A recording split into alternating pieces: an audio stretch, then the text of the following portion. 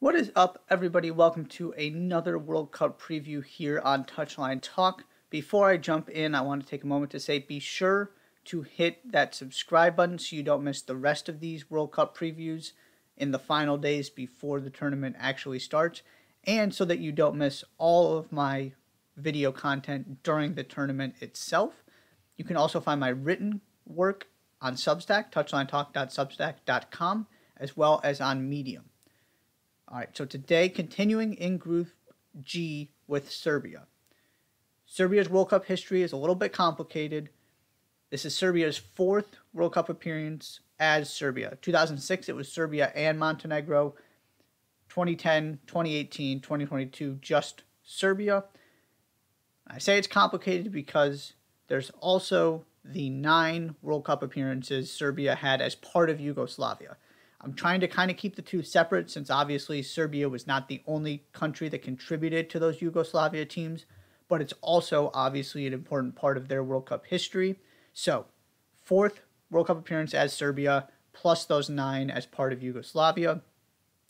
In terms of Serbia, just Serbia, best finish group stage in all 3 of those previous appearances, so looking for that first knockout appearance as Serbia.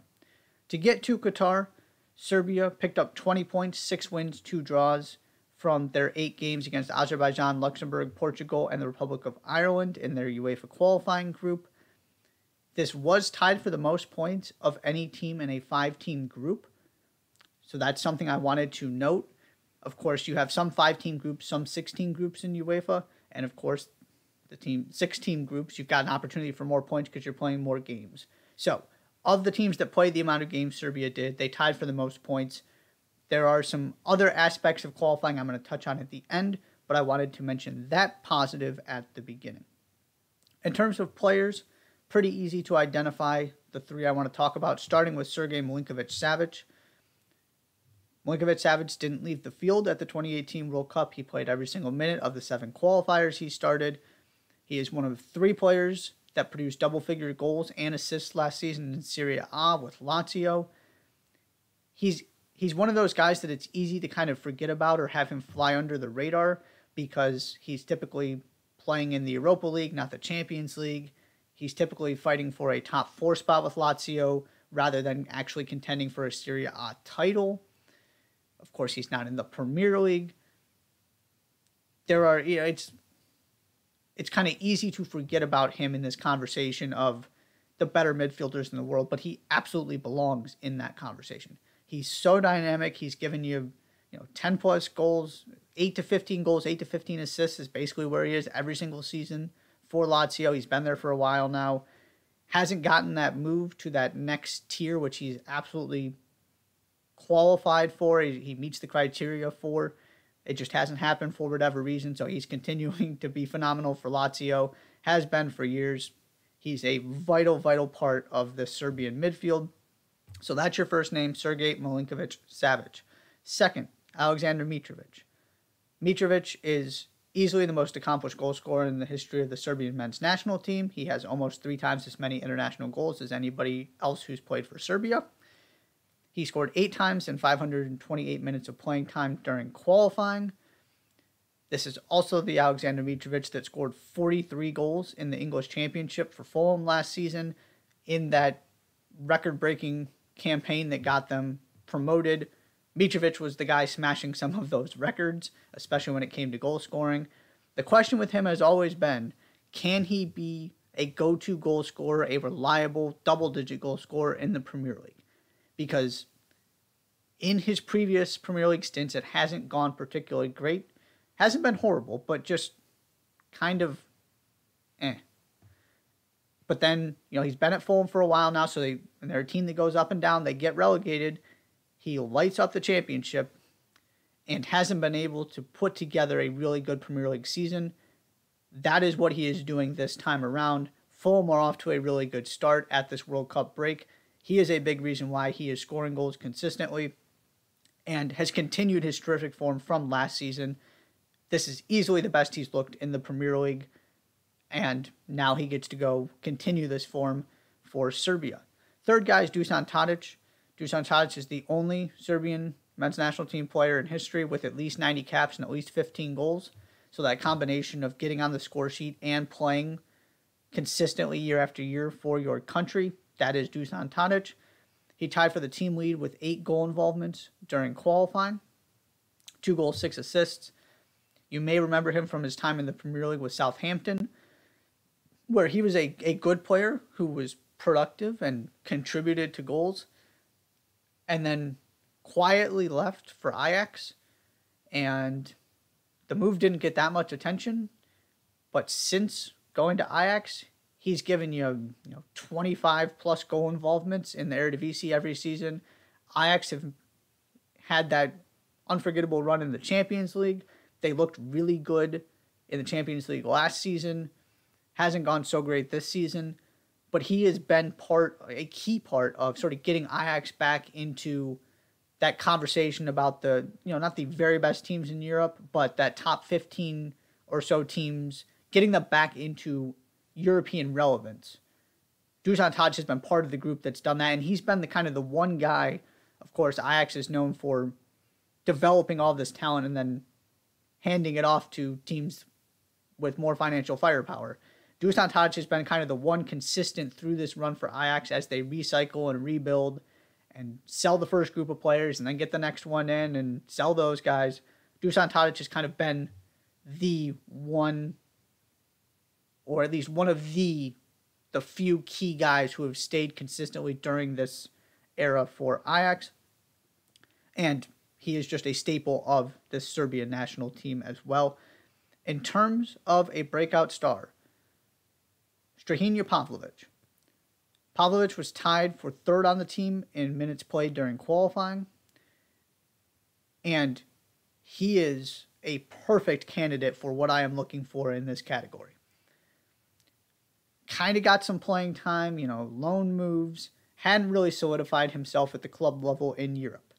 He joins Red Bull Salzburg this season and is consistently starting. Started all 6 of the team's Champions League group stage games.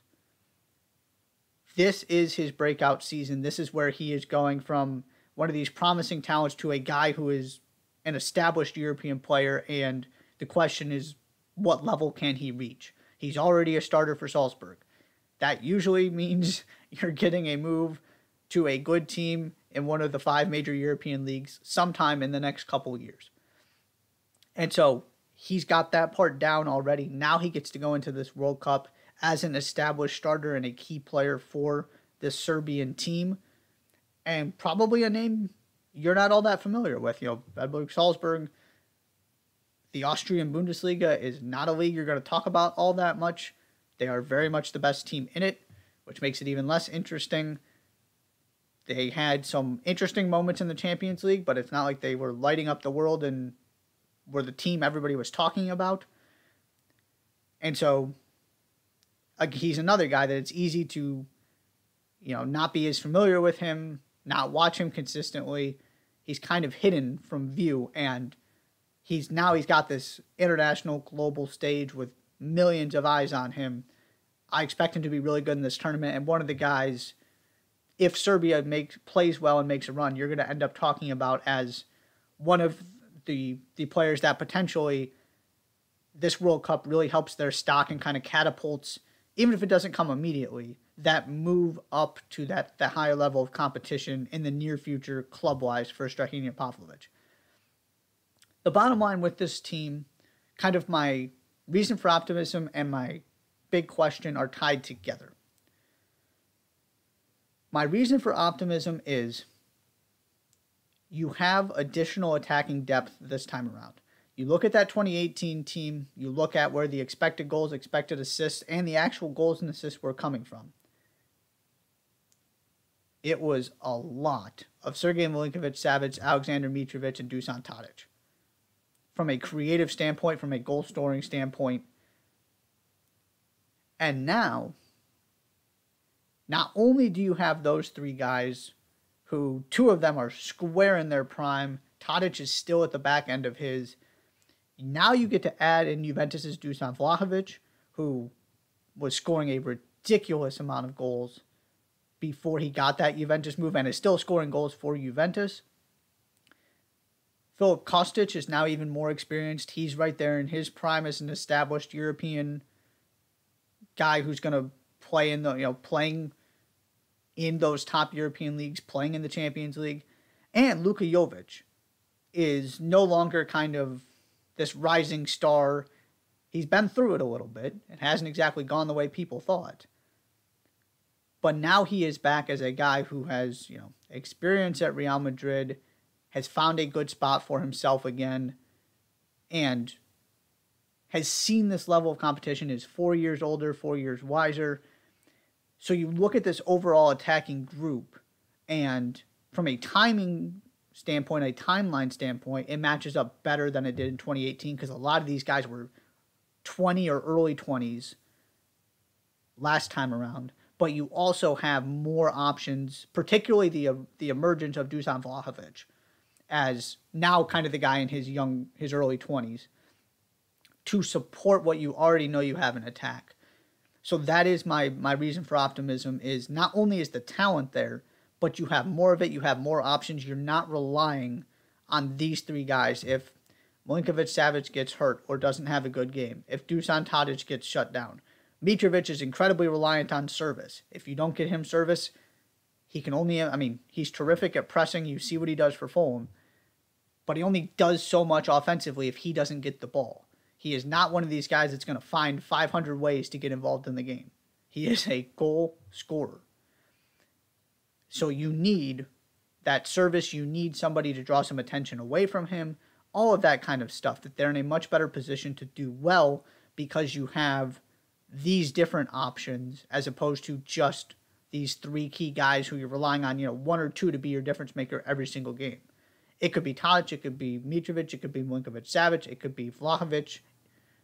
You've got more options this time around. Now, my big question is, will the attack and these added options be enough? I mentioned that those 20 points were tied for the most of any team in a 5-team group in UEFA for qualifying. Serbia also had the worst goal difference of any team to win a UEFA qualifying group and gave up the third most goals in their own group. They were not good defensively. Not horrendous, but not particularly good. This team, and I mentioned those key players, and the next guys I would go to are also attack-minded for the most part. This is not a team built on their defense. This is a team built on the midfield and built on the attacking weapons. So they scored 2 goals at the 2018 World Cup. You want to know why they didn't go through and advance past the group stage? That's why.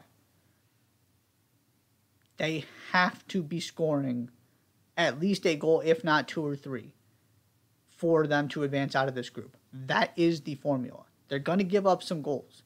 Maybe you can keep a clean sheet somewhere in there. But I really feel like the defining characteristic of this team is going to be, are they fine offensively? Are they good offensively? Or are they great offensively? And we haven't seen a lot of great offensively, as good as these players are individually. So that is my big question, is can this kind of all come together at the perfect time? Because the reality is the pieces are there from a roster standpoint and a talent standpoint to get out of this group. And you get out of this group, you have the kind of players who can make that difference, who can decide a game against a team that is better than you. Mitrovic, Milinkovic-Savic, Tadic at times, can be the best player on the field on any given day against a team you would see in the round of 16, against a team you would see in the quarterfinals. It hasn't actually happened yet, though. That's the other part of this. I can lay out the hypothetical of how this team reaches the quarterfinals. Absolutely. I'm also not incredibly confident they're going to get past the group stage because we haven't seen, through last World Cup, through qualifying, all this attacking talent turn into an effective, dynamic attacking team that is giving you, 1.5 to 2 goals a game, so that if you give one up, it's not a big deal. That if you give up 2, you can still find a way to get a point. Again, 2 goals scored in 3 games at the last World Cup. I'm just not convinced they're going to be able to solve that to the extent they need to go from not getting out of a group to getting out of this group that is deep and somewhat unforgiving. It absolutely can happen. You want to talk about a dark horse team kind of out of nowhere that could show up in the semifinals? Serbia are right up at the top of that list for me. But there's a reason they are sort of the dark of the dark horses in that sense. There are a lot of teams that have proven a lot more. But this is a really good group of players, and I've talked about this before, but they have guys who do the most important thing, which is putting the ball in the back of the net and creating chances. They have guys that create chances. They have guys that take advantage of those chances. Playing at a very high level, who have plenty of experience at this point. So, the possibility for a deep run is there. I just need to see it before I'm actually going to believe it can happen. That is all for Serbia. Thank you so much for tuning in. As I mentioned at the beginning, be sure to hit that subscribe button, and I'll see you next time.